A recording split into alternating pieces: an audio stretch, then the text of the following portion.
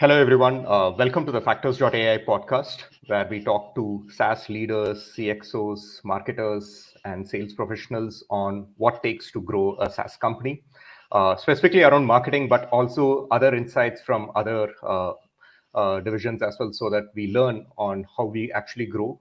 And marketing is all about growth. In this episode, we have Srikrishnan Ganesan.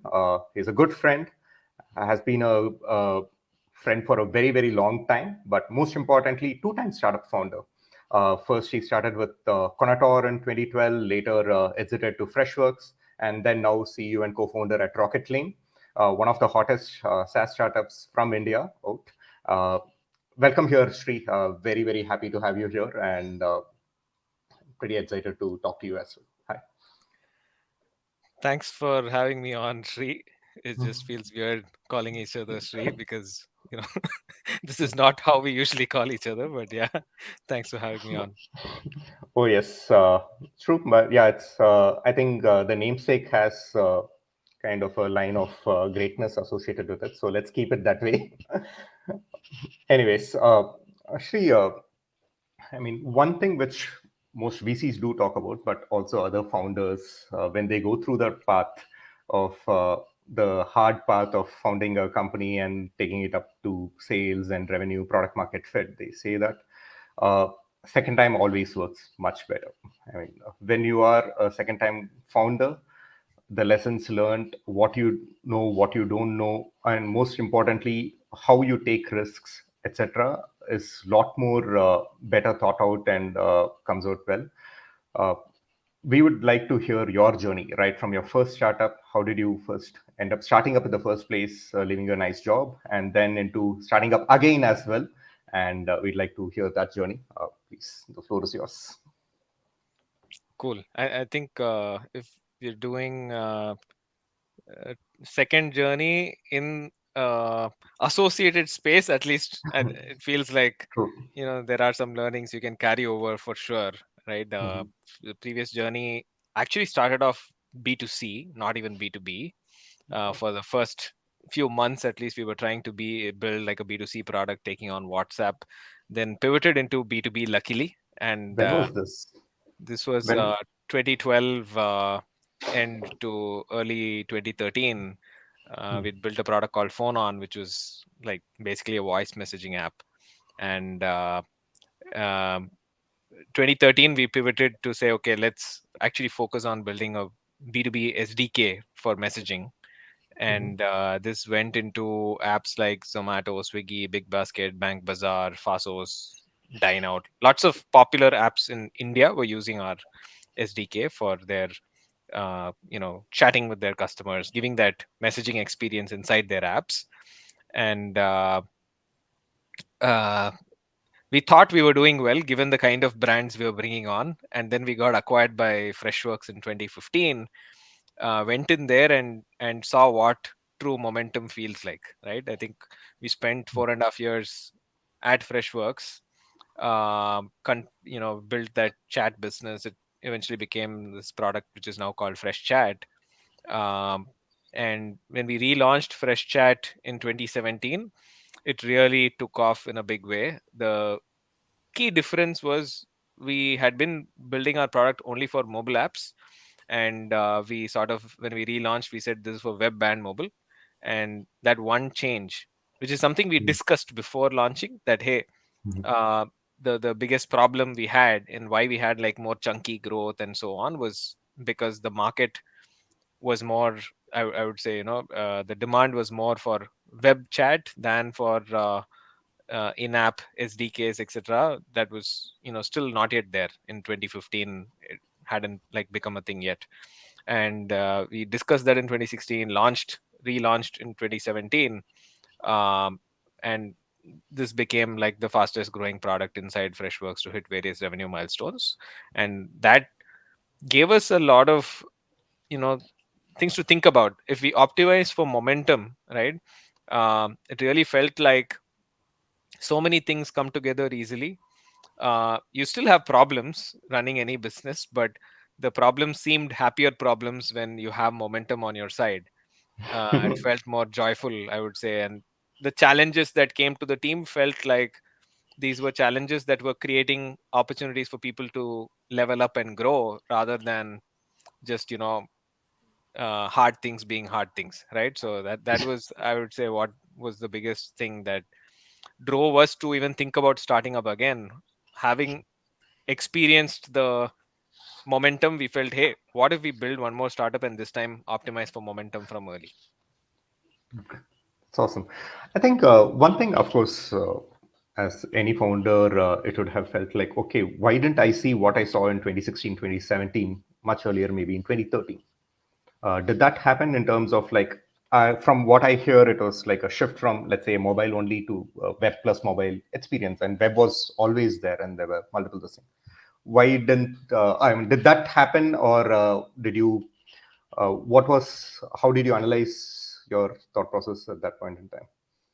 Definitely. I think when we started up, we were all coming from like different companies. I had worked in a startup before. Vignesh was at Zynga. Deepak was at eBay before the first startup. And when we got in, we had some notion of, okay, what we build needs to be new in some way. And we actually heard from our sales guy, like we hired one sales rep in 2015, and he used to keep saying, hey, if you make this for web, I can sell it more. And we were like, no, you don't understand.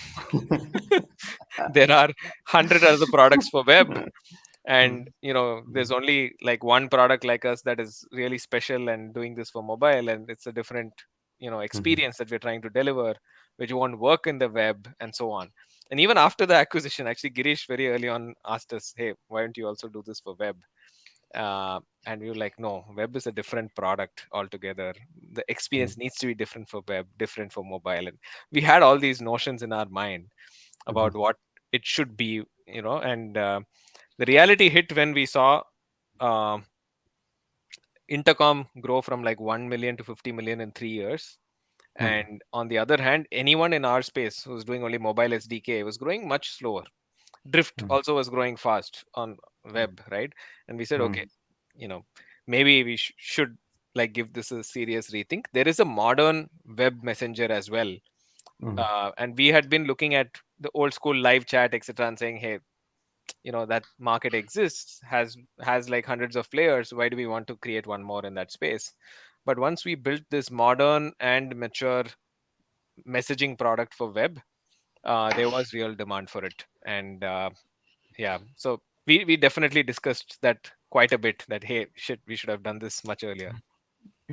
That's true. So one thing which also stands out is, of course, the market feedback, right? I think when the sales team comes back and says, or when someone else comes back and, or even investors or people in the industry say that, okay, this space looks much better and other this thing, and validating that space and the thing. And interestingly, last week in another podcast with Jen of Jellyfish, she also brought in the importance of early feedback loops. That is, go validate your idea, ask the hard questions, invalidate a lot of your hypotheses before coming in.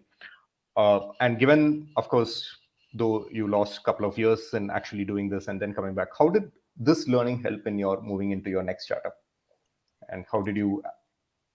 Yeah, definitely. I think um, the first startup, when we were doing it, we were under the notion that we should be creating something completely net new for the world. um, you know that things that already exist and are improving will continue to improve. So Mhm. what is our contribution then? How do we create the dent? And in our heads, it was like the messaging experience that we are so familiar with, to work with our to engage with our friends and family, we want to bring it to happen with businesses, and the best way to do it is through mobile, right? So we were trying to will something that wasn't there yet, the world wasn't ready for it yet, into being. And the biggest lesson we had was, hey, chase momentum, which is there. And you're Mhm. spending your best years building a business, right? Like we're in usually plunge into entrepreneurship when we are at our height of our confidence, and we think we can pull off something great. And those are your best years, really. And if you spend that chasing something that is unlikely to happen, you're like working against the odds, right? Yeah. Instead, try to work with the odds. And I think when we started Rocketlane, the first thing we did was, okay, we need to really spend a lot of time on deciding what we want to build. and validating it. So we spoke to like 70, 80 companies before we wrote a single line of code. We uh, had different ways in which we tried to understand the priority behind like the problem we're trying to solve, right? So we spoke to CEOs to understand if they were aware of problems in this space. Did they care about the problem? We spoke to investors to understand if this was something that got discussed at a board level. We spoke to people who are doing the role to understand how they're doing it today. Are they trying to buy software to do stuff? Are they trying to build stuff internally? Like, to what extent are people going to solve the problem, right? And we also started, for the people in that role, we started asking them, what are your top 5 challenges, what are your goals for the year, etc., to understand if our product would be able to align with what their priorities and goals are for the year. So, and that's something we still do even today, because the world changes every year. How people have their goals in 2023 given the macro could be different from what those goals were last year, right, when everyone was still in hyper growth mode, at least early 2022. And so it helps to keep validating, not just one time, but always understanding what are your top priorities. Because when we tell them about the problem we are solving and we ask questions, leading questions often about what we do, that's going to give you one picture which fools you into thinking what you're doing is important. But when we have like a open ended, what are your top 3 goals, what are your top 3 priorities this quarter, this year, that gives you the real real picture of whether what you're doing is important or not. Definitely, I think it would help quite a lot of founders to go through this exercise before actually jumping in, more from the kind of a PhD mode of like creating something net new to actually looking at what are the priorities, where there is momentum, and then building it. So one thing is priorities, and other thing. How did you come upon the momentum part? And which areas have momentum, which areas have kind of Right. the uh, we looked at what people were using for doing what we were the space we're building in, what were people using to solve problems over there, and whether that use case was contributing in a significant way. For example, we looked at project management tools, very horizontal project management tools, and did some research and figured that 50% of projects that run on these tools were actually customer facing or multi org projects. And that became a thing. So we also looked at, there was a new category on G2 called client onboarding, and there were some new players getting listed there who had like, one of them had, I think, 50 reviews by the time we were deciding on this. And in our heads, if there is a product which has 50 reviews, that makes the problem a little more real, because there's at least, maybe you need 250 customers to get 50 reviews. And that sort of made us again feel, hey, there is something over here. And so let's do more research, right? And uh, but I think the true momentum check comes when you actually launch the product, and you can't be sure, right? I think when we had a sort of early beta going, we had given the product to a few folks, we were waiting for them to use it. We weren't seeing huge adoption for it. And then we did a product hunt launch. We had, I think, over 250 people sign up for the product from the product hunt launch, out of which, in the first two, not all 250 were serious, of course. Let's say there were 150 serious signups. From that, we were able to convert 30 into paying customers in the first 2.5, 3 months. And that is what told us there is real momentum, right? Like, people are buying the product. And that gave us a certain confidence, which I think uh, helped us to from there keep growing. awesome. That's interesting. What you also mentioned in terms of like finding the momentum through G2 crowd reviews, whether G2 has a new category around it because it's more a early emerging category rather than a more of a late stage category, and also the momentum which you would get from more of a open source sales channel, like something like a product hunt, etc., where like people come and sign up, they like to rate products and this thing. That's pretty interesting. But the next part, which I just want to move into, is like, where does how did when did marketing start coming into the play? That is like, you are getting into a. I mean, this is pre-product launch, which is like you choose the category, you start writing code, you start getting some beta customers, get the first 30 customers, etc.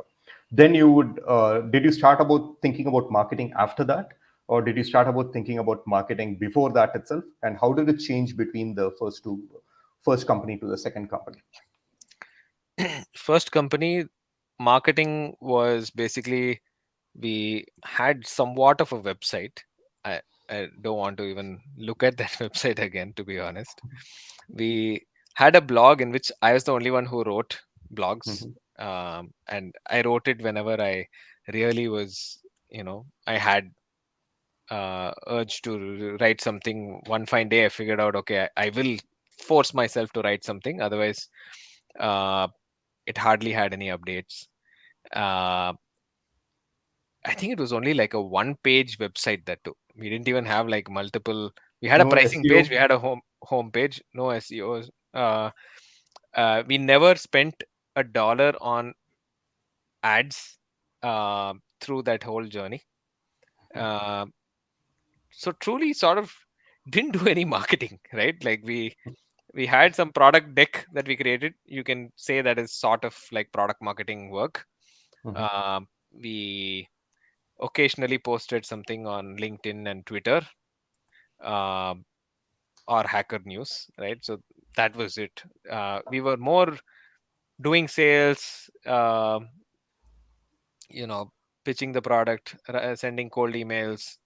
That was what we were up to. And this time it's been extremely different, completely different journey from the last time. And actually, one of our VCs very early in the journey said, "Hey, I hope this time you guys will spend some energy around Mhm. marketing and like have focus on the right storytelling and so on for what you're building." Uh, Mhm. and incidentally, I think the first thing we did once we decided this is what we were going to do, uh, I actually read this book called Category Creation by Anthony Canada. Mhm. And from early on, every single call we had with prospects, customers, anyone who we were validating the problem with, all of that was recorded so that we Mhm. could mine for like how are people talking about the problem. So Mhm. we started building a lot of content from very early. I Mhm. actually wrote the names of chapters of a book we would write about customer onboarding, as in the first month of after we decided this is what we would build. I actually had like, okay, if I write a book about customer onboarding, here are the names of the chapters, and started filling out content within that as well.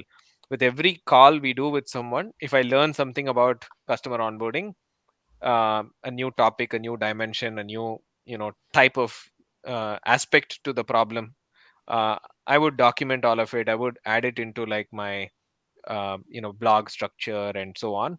And I also wrote 10 blogs very early in the journey. We didn't publish it, but I had it written. um, Mhm. a few months later, we hired like our first sort of marketing lead, as well as we had a content marketer freelancing with us. The content marketer started working on uh, getting this, the 10 posts that I had written, getting it into proper shape, because I took it to like 85% completion and left it. Mhm. Like I had the core content, how I wanted it to start, etc. But I didn't really try to turn it into a post. So I, gave it to this person to start churning out content. We hired after that a full-time content marketer. We hired someone in marketing design, like a creative director of sorts, who could make videos, who could do various things like that. And then we started making videos as well, right? So you will find a lot of video usage in Rocketlane. We had Mhm. like a podcast from, I think, 4 months before we launched the product itself. So Mhm. when it was time to launch the product, we actually had a podcast season that had been recorded. We had community with close to 700 people at that time. Today, it's more than 2,700 folks globally.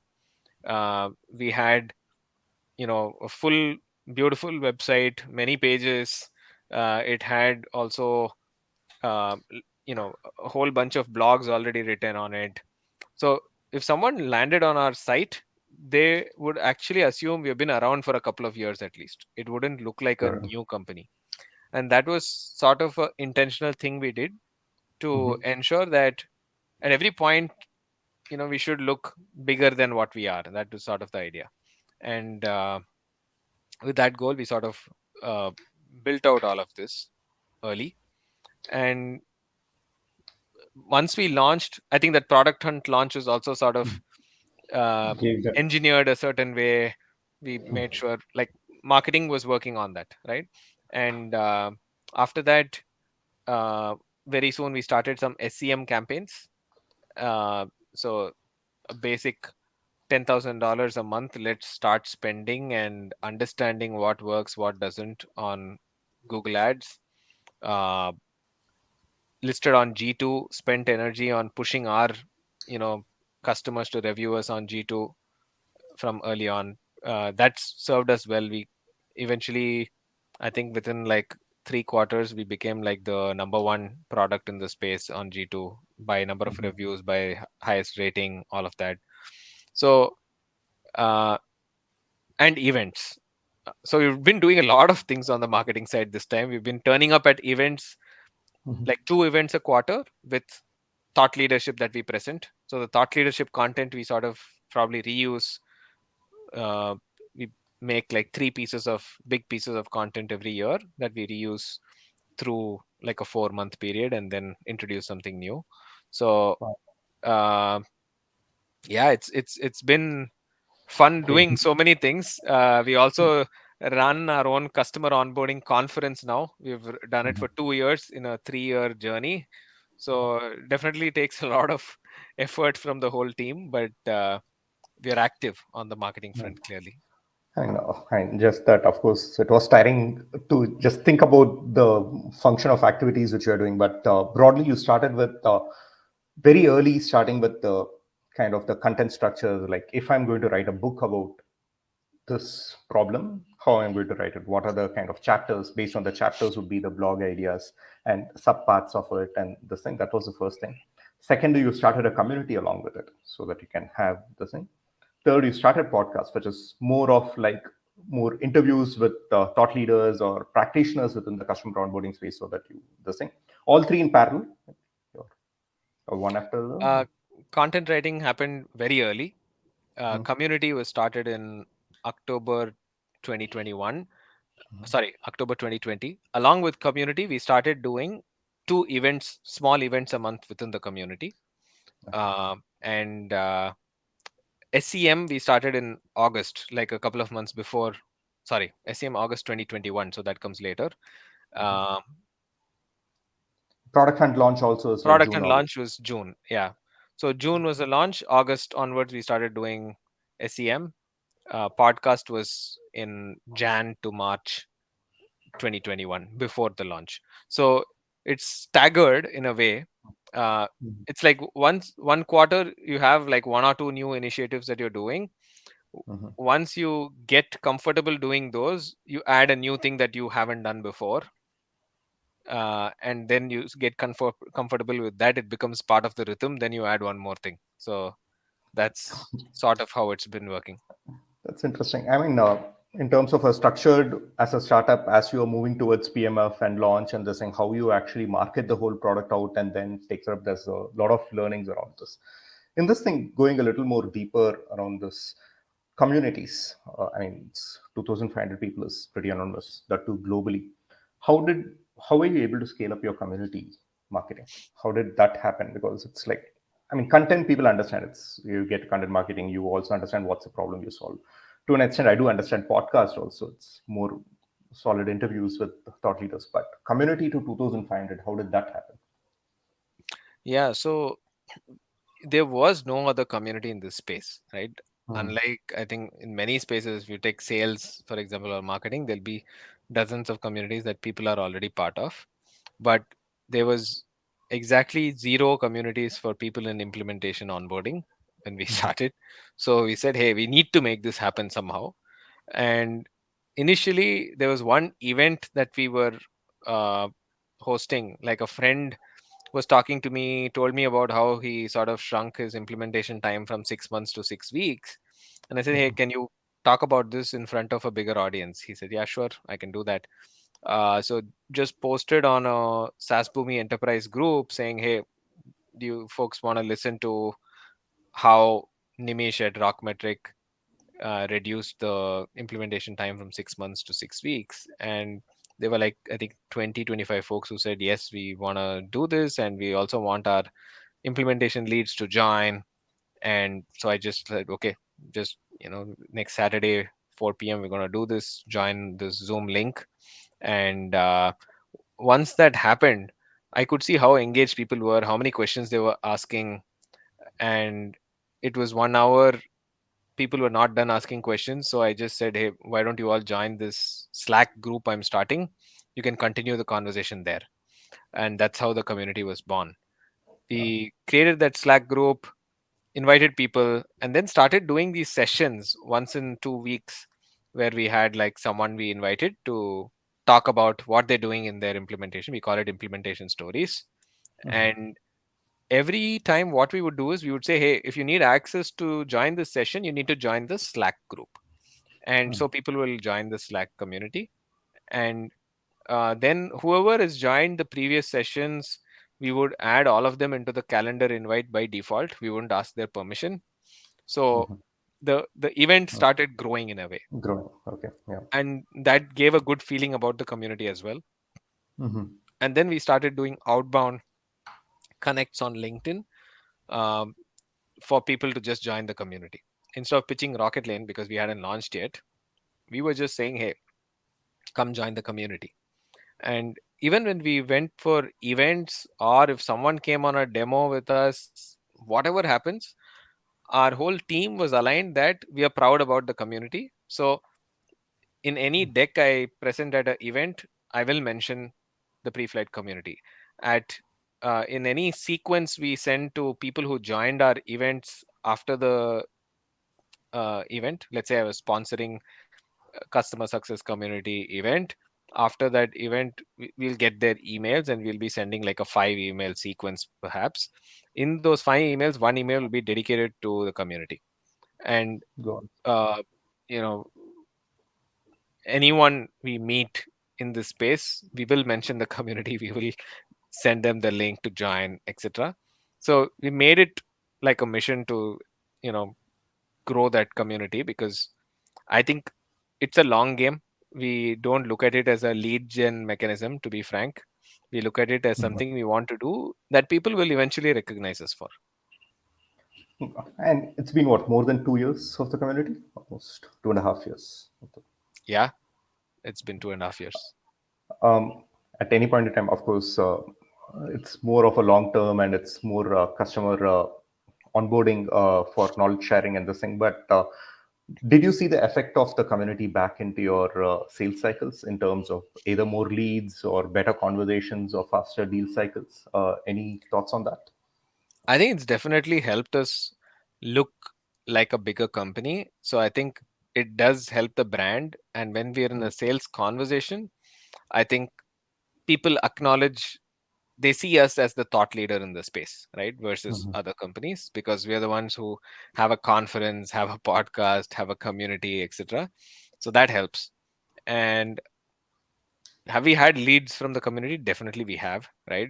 But it's not something we are actively measuring or tapping into. It's Yeah. it happens, we know it happens, we acknowledge it from time to time that, oh, by the way, this company, they found us through the community.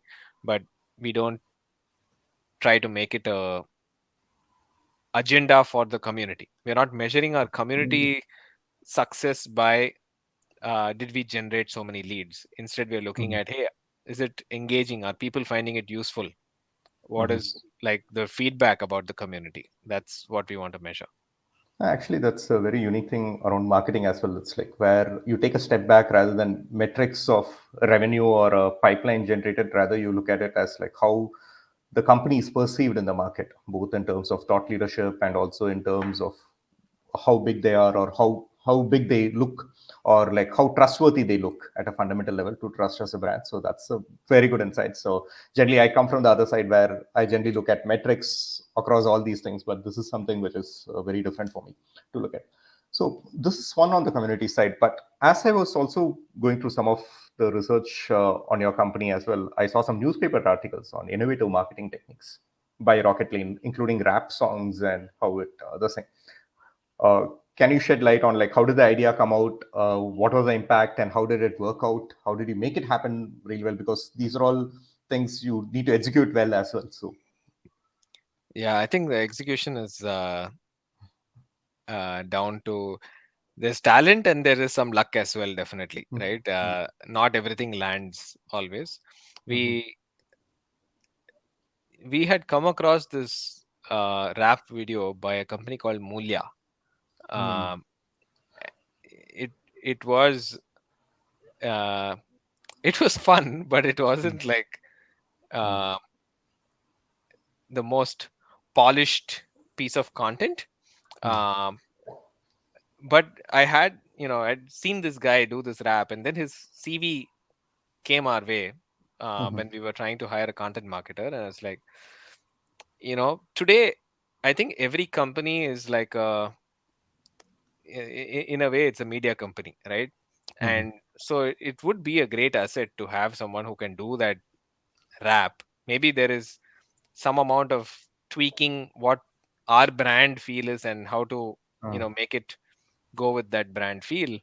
But we brought him on as a content marketer, and we also said, hey, you're going to have your freedom to explore some of those you know creative ideas that you have. And when we did a series A, we said, hey, for the series A announcement, let's actually try to make a rap. Interesting thing is, the I mean, you would expect at a series A stage, early team, the guy is just few months into the team, that there will be a lot of iteration on the lyrics, a lot of iteration on the idea. He showed me one lyric. Mm-hmm. I added one comment to say, hey, this particular angle is missing. Can we add this also? And he immediately incorporated that. He sent like a uh, one recorded version of what it would sound like. I was like, oh my god, this is great. And then he made another polished version of it, and then they shot the video on a $200 budget. And it, it's just insane how good it came out. I don't know if we can repeat it again, to be honest. Mm-hmm. it I mean, it blows my mind to think about how impactful that has been for us in everything from hiring to Mm-hmm. every conversation starting in a very happy way with every single Zoom call, because that's our Zoom waiting room video now. So if you join a call with Okay. Rocketlane, first 2 minutes you will be listening to rap. Only then we'll let you into that Zoom call itself. Wow, smart. That's interesting, actually. I mean, one key thing about marketing is about making memorable experiences. And when you land one and when you find it's good, you also how you actually used it in other places also. Of course, a great rap, it went for one event, but how you used it on a continuous basis around your Zoom calls and in your sales conversations, and how you're able to get your clients to talk about it, that's something which is pretty interesting. Now, moving on to the more traditional marketing beyond that, demand generation, and how you had started spending on it. First startup, no ads. FreshWorks with FreshChat, you would have spent on a lot of ads Yes, and but some channels and it's activities. yeah, we did ads. Mm-hmm. There was content, of course, as well, that the Mm-hmm. team was writing. uh we did a few events, not too many. We probably did like 3 or 4 events. Mm-hmm. uh, and yeah, but uh, I wasn't entirely involved in um, running ads or managing demand gen at FreshWorks. So it's Okay. been like more like a new thing to learn while building this startup. So at Rocketlane, when you were running demand gen, I mean, of course, now I think it would have moved beyond the $10,000 a monthly budget, and then you had this thing in multiple channels and other this thing. Can you share the learnings and how it scaled? What are the mistakes, or how do you look at metrics around that? So yeah, so we initially outsourced the whole thing. We just said, hey, $10,000, spend it every month and give us leads to like an agency. My learning is you do need to be careful about what every ad looks like, right? So you want to work with the agency, you want to tweak it every day. You want to see what worked, what did not, and have like a regular cadence of tweaking it, uh, which you need some forcing function to make that happen. It's very easy to say, okay, let someone handle it, and hope that it starts working. But I think it, at least for early stage, I think it needs like founders to be personally involved and figure it out, or you have like a marketer who's been there done that, who's super confident about like demand gen, who you can bring in, right? One of the two needs to happen.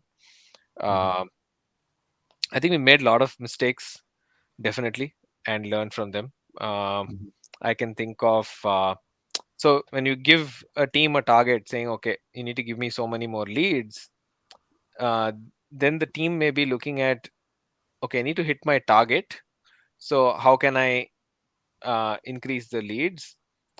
They may not think through, are we going to dilute the quality of leads, etc., and you know simple decisions of which markets to advertise in, or should I have only like exact match or close matches, or any of those things, right? They all become uh, small decisions that people make, which may be the wrong decision for the company but may help them hit their goal. So you need to really understand what are the tweaks being made, is it making sense or not for the business, and should you even revise the goal then if it's not you know helping to have certain kinds of goals. So should you give a pipeline goal instead of like number of leads goal, right? Or should you also add a uh, conversion percentage as a goal, rather than just give me the leads? So yeah, we've made all those mistakes and learned from them, I would say. So that comes to my favorite topic as well, which is more around the buyer journey analytics and attribution as well, in terms of like how that what you invest in marketing, whether across content, whether across events, or whether it's across campaigns, how does it loop back into your pipeline and revenue numbers, net new revenue numbers, which is there. How did you start measuring into it? What was the initial challenges which were there, and how did you eventually go about solving for that as well? The solution has to be factors.ai, right? No, I was more coming into the more original problems which were there. How did you Yeah. actually lead So into I that? think we uh, we were just looking at what was maybe the last touch. Um, where did the sign up come from? Not necessarily where they originally found us or how things were influenced. And of course, because we used to get on a call with every customer, we had an opportunity to ask them, how did you find us? And we would do that on every single call. Um, and that's how we were learning, oh, looks like actually this person came from G2, but we may have thought that they clicked on the ad and came, but that was the last action. But before that, they first noticed us on G2, and that's why they even searched for us. So we started learning some of those things. But obviously, I think, from a data perspective, I would say we were actually pretty bad. We didn't have great clarity on how things were happening, and we didn't have the bandwidth to fix that problem because we were just running behind. Hey, there's more leads, we need to convert from that, we need to hit our numbers. So The uh, momentum drove correct, the. correct. So we were blind on some things, but we just continued.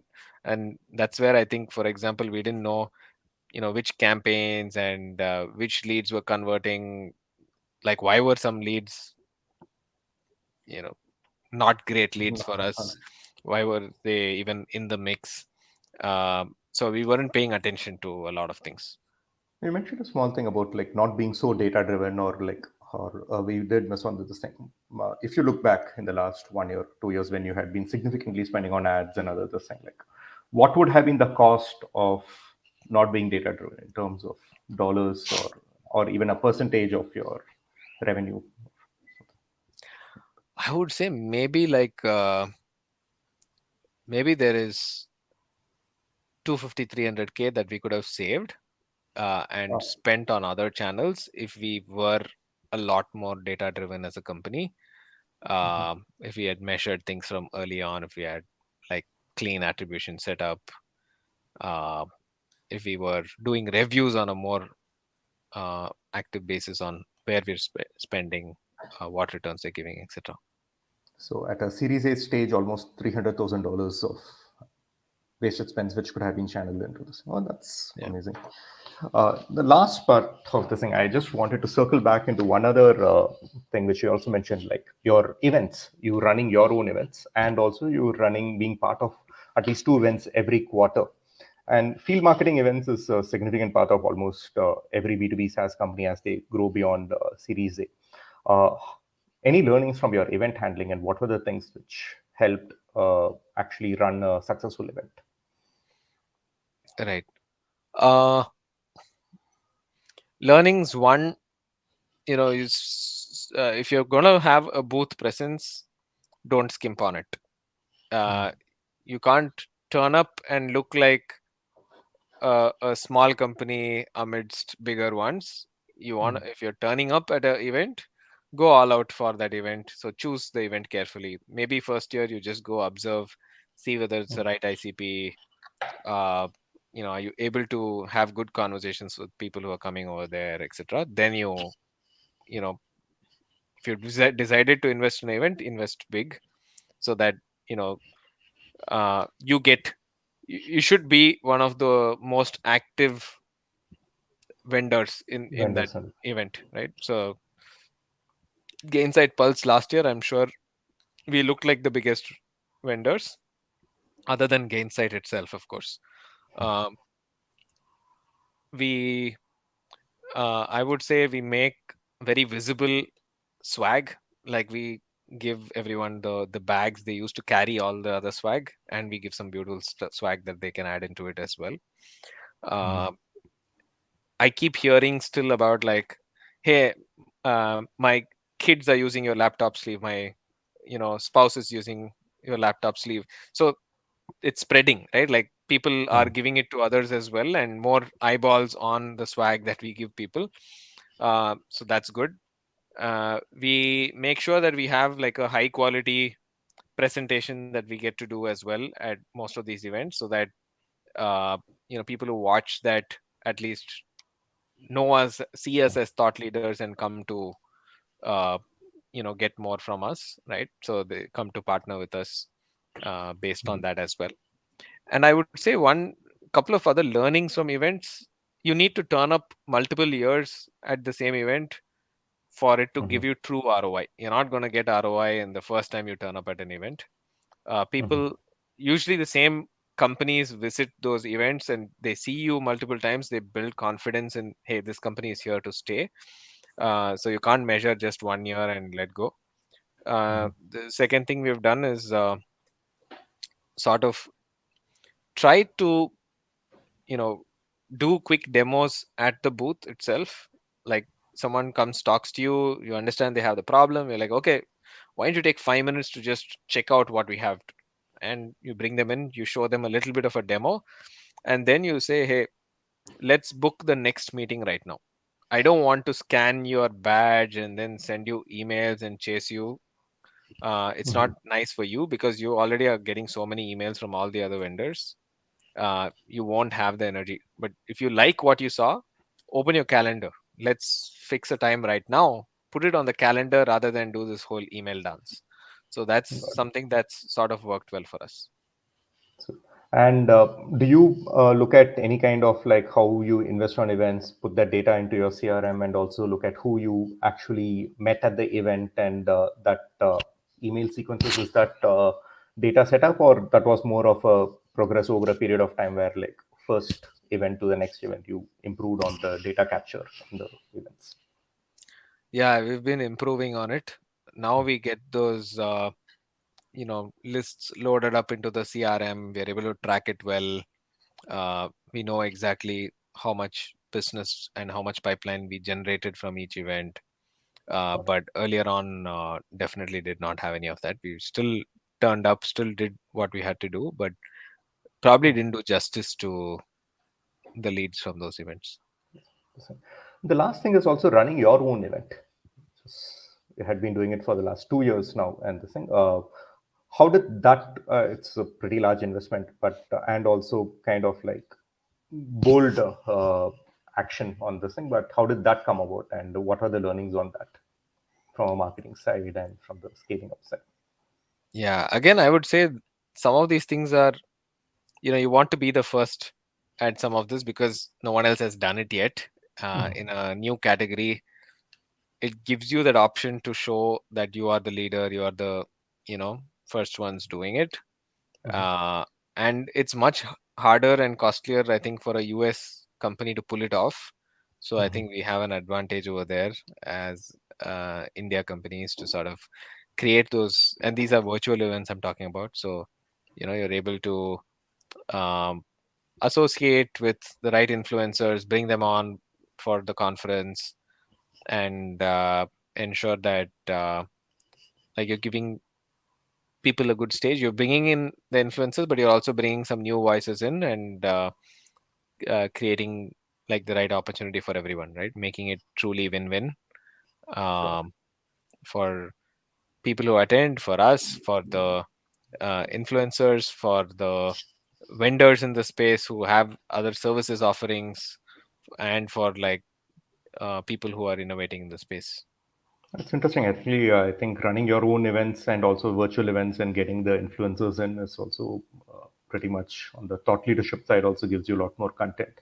And how do you use this content back? You put it back into your blogs or case studies, your Yeah, ebooks? yeah. So we come up with an ebook for every Propel conference. We also have blogs, videos. Uh, I think our community also contributes a lot to content, right? So community events, everything comes back in the form of content on our site, and uh, hopefully leads to more organic discovery as well of us. Nice. That's great. I think that was a lot of inputs and also knowledge sharing on marketing, events, communities, and also early startup phases, which is there. Now going to little less serious parts of the discussion, which is also the last part of the conversation. I, I, Um, I actually realized I have a call in a minute. okay, last question. Okay. Okay, one suggestion in terms of a book or a movie which really inspired you, which you would want all startup founders or early stage marketers to read about. Uh, so there's this book I keep recommending to everyone. It's uh, give me a moment.